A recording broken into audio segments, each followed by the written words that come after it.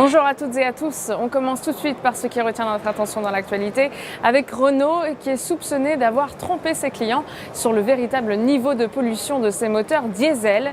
Une information dévoilée par Libération qui cite un document de la Direction générale de la concurrence et de la répression des fraudes transmis au parquet.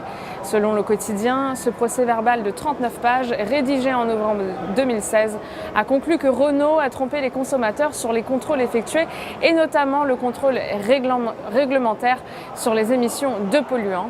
D'autre part, la société aurait utilisé une stratégie pour fausser les résultats des tests anti-pollution.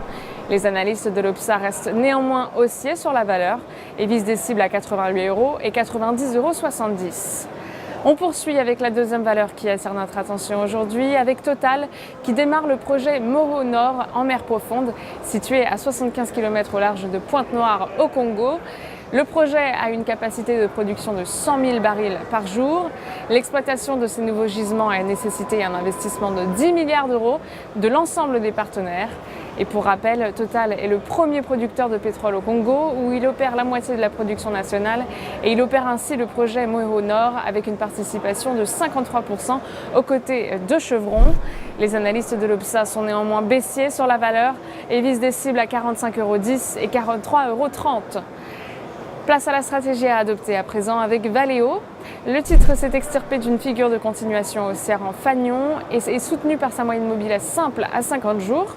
L'indicateur de vitesse RSI évolue au sein d'un trading range compris entre 50 et 70% cadrant le rythme de hausse.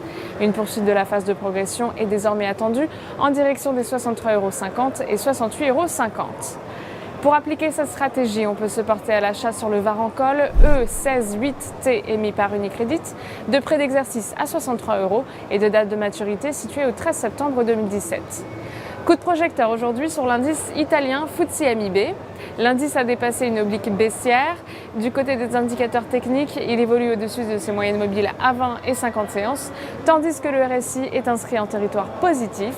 Tant que les 18 415 points ne sont pas enfoncés, une nouvelle phase de progression est envisagée en direction des 19 810 points et des 20 485 points. À cet effet, nous vous conseillons l'achat du certificat Leverage Italia IT7LT émis par Unicredit, de maturité au 15 novembre 2019 et d'effet de levier 7. Ainsi, une variation de 1% de l'indice FTSE MIB se traduira par une variation haussière ou baissière de 7% du produit. Pour Trading Central en direct depuis la Bourse de New York, c'est Stéphanie Texier. Excellente journée à tous.